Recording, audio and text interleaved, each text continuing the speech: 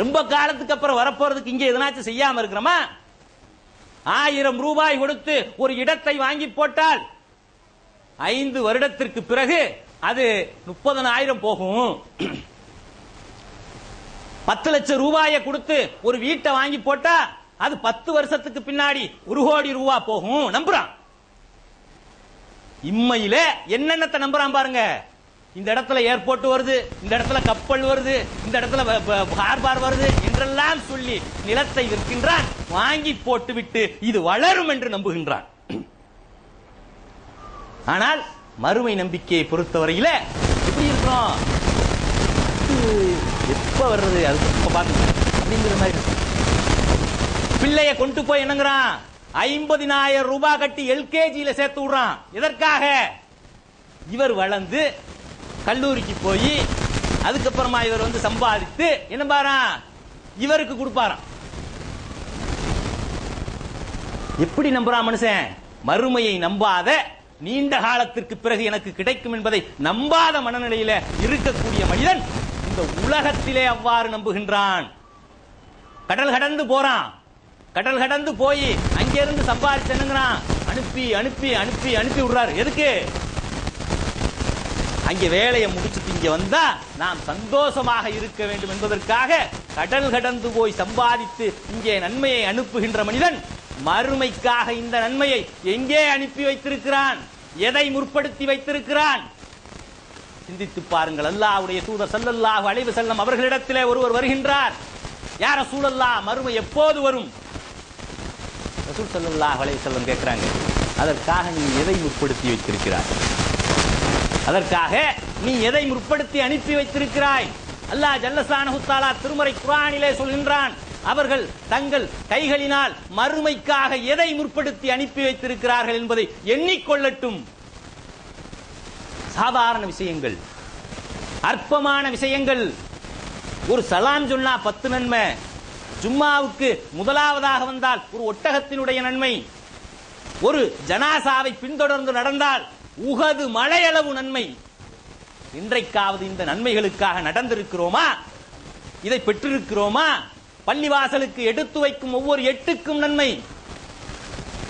ஆனால் இவையெல்லாம் இங்கே கிடைத்தால் அதற்காக நடக்கின்றோம், விடிய விடிய நிற்கிறோம். 30 வருஷத்துக்கு பிறகு புள்ள சம்பாரிச்சு கொடுக்குங்கிறதுக்காக இன்றைக்கு போய் அந்த எல்கேஜிக்கு சீட்டு வாங்குவதற்காக விடிய விடிய வரிசையிலே நிற்கின்றார்கள்.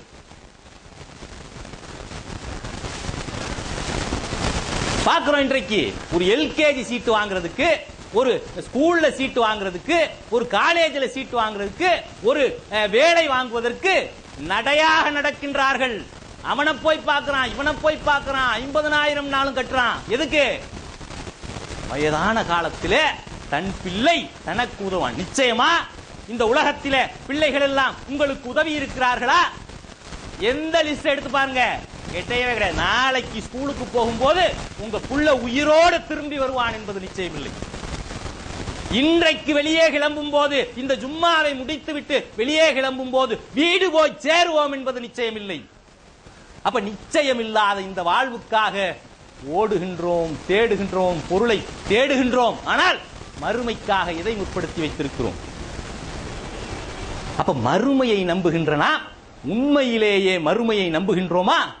சொல்றான், ஒரு வியாபாரத்துல முதல்ல போட்டுட்டு இங்க இருந்து கண்ணுக்கு தெரியாத ஒரு இடத்துல பணத்தை கட்டிங்க, பேங்க்ல பணத்தை கட்டினா உனக்கு பொருளை அனுப்பிச்சு வச்சிடுறேன் அப்படின்னு எவனோ முகம் தெரியாத நபர் சொன்னால் நம்புகின்றான்.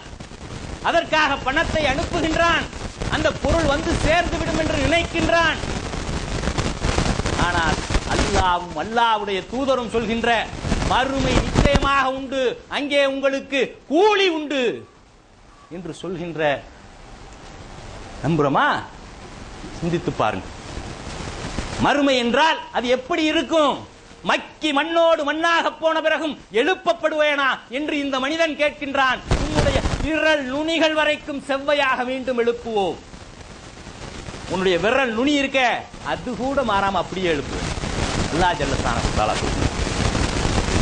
அப்ப விரல் நுனியை கூட அப்படியே கொண்டு வர முடியும் என்று சொல்கின்ற மாபெரும் சக்தி படைத்த இறைவனிடம் அவன் சொன்ன மறுமையை நம்புகின்றோமா என்று பார்த்தால் மறுமையை நம்பாத கூட்டமாக அதைவிட வறுமையை நம்பும் கூட்டமாக நாம் இருக்கிறோம்.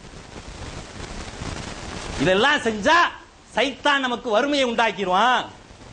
பள்ளிவாசல்ல 10 நிமிஷம் போய் தொழுதுட்டு வர்றதுக்குள்ள வியாபாரம் எல்லாம் போயிரும். அல்லாஹ் ஜல்லஷானஹு தஆலா சொல்கின்றான், வறுமையை காட்டி உங்களை சைத்தான் அச்சுறுத்துகின்றான். அல்லாஹ்விடம்தான் அநேக செல்வங்கள் உண்டு என்பதை நீங்கள் மறந்துவிட வேண்டாம். அல்லாஹ்வுடைய பாதையில ஒரு சின்ன விஷயத்துக்காக அழைக்கும் போது என்னங்கிறாங்க, எனக்கு வேலை இருக்கு. என்ன வேலை இருக்கு? வியாபார வேலை இருக்காது. ஆனால் காலையில கடையை திறந்து வைத்து மாலையில கல்லா கட்டுவோம் என்று நம்புகின்ற நாம் நிச்சயமான குல்ல நப்சின் ஜாயிகத்துல் மௌத் பொருள் திரட்டுகின்ற ஆசையினால் இன்றைக்கு என்ன செய்கிறோம்? மறுமையை விட்டுவிட்டு இம்மைக்காக ஆளாய் பறக்கின்றோமே. இந்த இம்மை என்பது நிச்சயமா? நிச்சயமே இல்லை. நிச்சயம் என்பது மரணம், நிச்சயம் என்பது மறுமை, நிச்சயம் என்பது அங்கே வழங்கப்படும் கூலி. இது மட்டும்தான். இந்த உலகத்துக்காக ஓடுகின்றோமே, சிந்தித்து பார்த்தோமா? அல்லாஹ்வுடைய பார்வையிலே ஒரு தூசு மதிப்பில்லாத இந்த உலகம், நித்தியமான பெருவாழ்வு, அதற்காக எதை முற்படுத்தி வைத்திருக்கிறோம் என்று சிந்திக்க கடமைப்பட்டிருக்கிறோம். அன்பார்ந்த சகோதரர்களே, மறுமைக்காக சேர்க்கக்கூடிய, மறுமைக்காக நன்மைகளை முற்படுத்தி வைக்கக்கூடிய நன்மக்களாக அல்லாஹ் ஜல்லஷானஹு தஆலா உங்களையும் என்னையும் ஆக்கி அருள் புரிவானாக. வாஹிர் தஅவானா அல்ஹம்துலில்லாஹி ரப்பில் ஆலமீன்.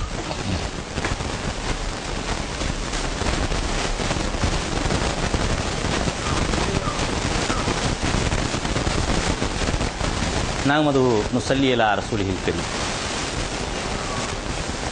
அன்பார்ந்த சகோதரர்களே, அல்லாஹ் ஜல்லஷானஹு தஆலா தன்னுடைய அருள்மறையாம் திருமறையில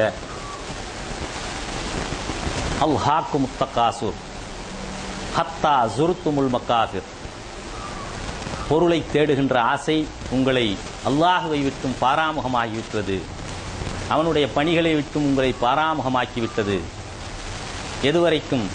மண்ணறைகளை சந்திக்கின்ற வரைக்கும். ஹத்தா ஸுர்துமுல் மகாபிர், மண்ணறைகளை சந்திக்கின்ற வரைக்கும் என்ன இல்லை, இப்படியே தான் போய்கிட்டு இருக்கும். பொருள் தேடி பொருள் தேடி பொருள் தேடி, தனக்கு தேடினா பரவாயில்ல, தன்னுடைய வாரிசு அடுத்தடுத்த எல்லாத்துக்கும் தேடி தேனுங்கிறான்.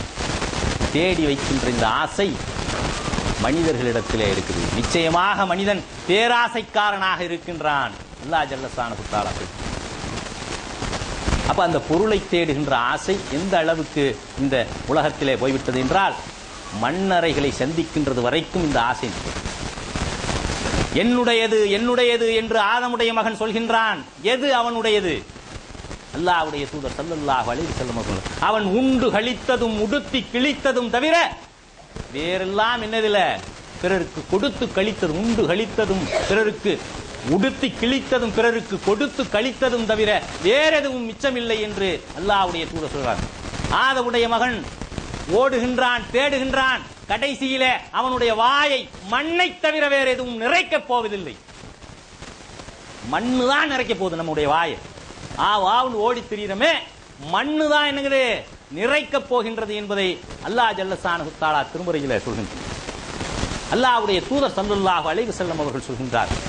ஆக அன்புக்குரிய சகோதரர்களே, நபிகள் நாயகம் ஸல்லல்லாஹு அலைஹி வஸல்லம் உருவாக்கிய அந்த சமுதாயம் எப்படிப்பட்ட சமுதாயமாக இருந்தது? அபூதர் ரலியல்லாஹு அன்ஹு, இன்றைக்கு மறுமை பற்றிய எந்த அச்சமும் இல்லாமல் இருக்கின்றோமே, இந்த உலகெங்கும் வென்ற அந்த சமுதாயம் எப்படி இருந்தது?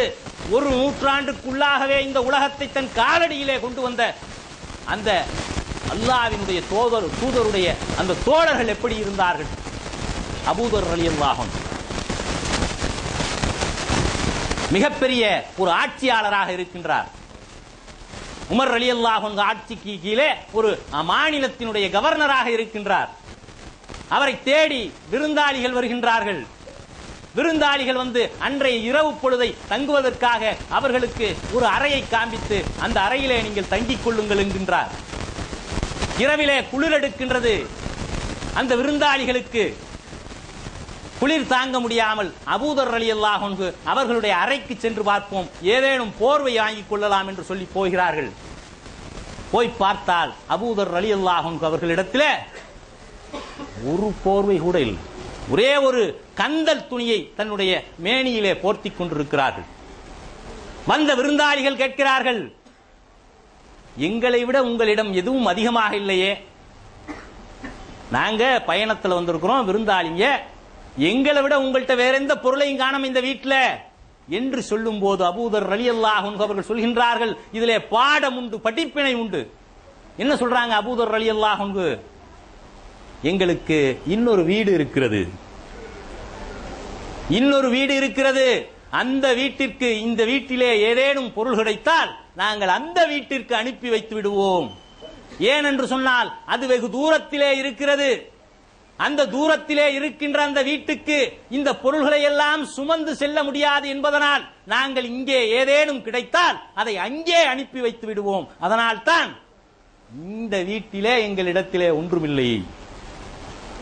எப்படிப்பட்ட மறுமைக்காக சேர்த்து வைக்கக்கூடிய, மறுமைக்காக அனுப்பி வைக்கக்கூடிய அவர் சொன்ன வீடு என்ன வீடு? மறுமை வீடு. வெகு தூரத்திலே இருக்கின்ற அந்த வீட்டுக்காக நாங்கள் அனுப்பி வைத்திருக்கிறோம் என்று சொன்னாரே, அது மறுமை வீடு. அந்த வீட்டுக்காக உமர் ரலியல்லாஹு அன்ஹு வருகிறார்கள். ஒரு நாள் இருளிலே தன்னுடைய ஆளுநரை சந்தித்து அளவலாவ வருகின்றார்கள். வந்து உட்கார்ந்து பேசும்போது அந்த வீட்டிலே சுற்றுமுற்றும் தடவி தடவி பார்க்கிறார்கள். உமர் ரலியல்லாஹு அன்ஹு ஒரு பொருள் கூட கை கட்டவில்லை. அபூதர் ரலியல்லாஹு அன்ஹு படுத்திருந்த அந்த தலையணையை போய் தடவி பார்க்கிறார்கள். ஒரு குதிரை சேணம். அபூதரே, உமக்கு நான் வசதிகளை வழங்கவில்லையா?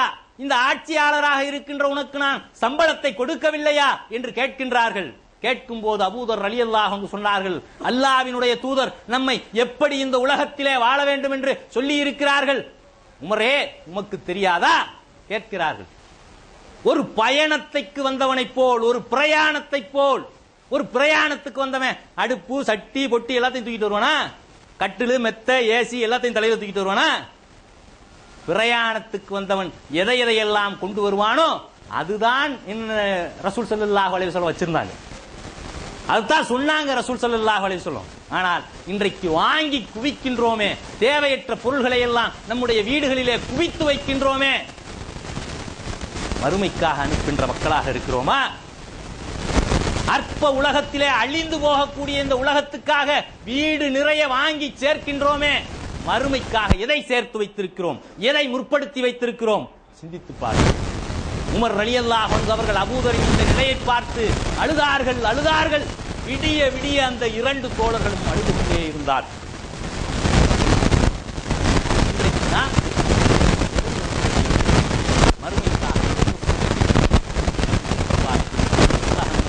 அற்ப 50-60 வருடங்களுக்கு முடிந்து போகக்கூடிய ஒன்று. 50-60 வருஷம்லாம் போக வேண்டியதில்லை, அடுத்த நாள் காலையில இருப்போமா என்று தெரியாது. அன்புக்குரிய சகோதரர்களே, முடிவில்லாத பெருவாழ்வுக்கு நிச்சயமான மறுமைக்கும் சேர்க்கக்கூடிய நன்மக்களாக அல்லாஹ் ஜல்லஷானஹு தஆலா உங்களையும் என்னையும் ஆக்கி அருள் புரிவானாக. வாஹிர் தஅவானா அல்ஹம்துலில்லாஹி ரப்பில் ஆலமீன். அஸ்ஸலாமு அலைக்கும் வரஹ்மத்துல்லாஹி